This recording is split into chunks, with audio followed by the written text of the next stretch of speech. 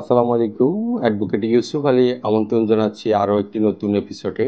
আজ যে বিষয়টি আপনাদের সামনে তুলে ধরব, জাতীয় রাজস্ব বোর্ড কর্তৃক ঘোষিত আগামী 5 বছরের জন্য আয়কর রেয়াদ দিয়েছে জাতীয় রাজস্ব বোর্ড।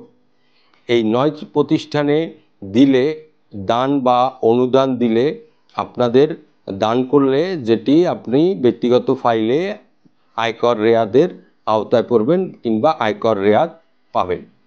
এই 9 প্রতিষ্ঠানের মধ্যে রয়েছে Bangladesh thalassemia foundation, Mastul foundation, SOS children village international in Bangladesh, রোগী কল্যাণ সমিতি, বাংলাদেশ জাতীয় বধির সংস্থা, গণস্বাস্থ্য কেন্দ্র, Bangladesh Ahsania mission, palliative care society of Bangladesh PCSB এবং আগামীর এডুকেশন ফাউন্ডেশন। এই 9 প্রতিষ্ঠান উল্লেখ করে প্রজ্ঞাপনে জারি করেছে NBR। প্রতিষ্ঠানগুলোর অনুকূলে কোনো স্বাভাবিক ব্যক্তি করদাতা কর্তৃক দেয়া দান ও অনুদান ওই করদাতার অনুকূলে আইনের অধীনে দেয়া আয়কর থেকে রেয়াত সুবিধা দেওয়ার কথা বলা হয়েছে।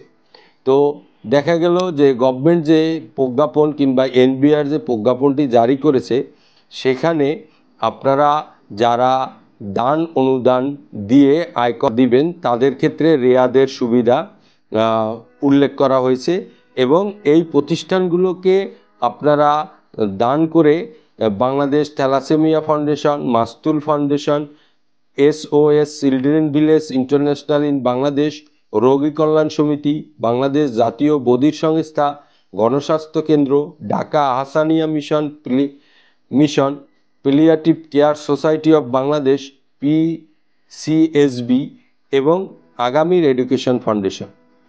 এই প্রতিষ্ঠানগুলোকে আপনারা যদি দান অনুদান দেন তাহলে আপনি আয়কর রিটার্ন জমা দেওয়ার ক্ষেত্রে আপনারা অবশ্যই কর ছাড়ের আওতায় কিংবা কর রেয়াত পাবেন। এটিই বিষয় হচ্ছে যে আপনারা 25-26 থেকে শুরু করে আপনারা কল্যাণমূলক ঘোষণা করে কর ছাড়ের আওতায় এনেছে জাতীয় রাজস্ব বোর্ড। এর প্রজ্ঞাপন অনুসারে এই 9 প্রতিষ্ঠানকে আপনারা যদি দান অনুদান দেন তাহলে আপনারা আপনাদের ইনকাম ট্যাক্স রিটার্ন ফাইলে অবশ্যই আপনারা আয়কর রেয়াদে কিংবা আয়কর ছাড় পাবেন।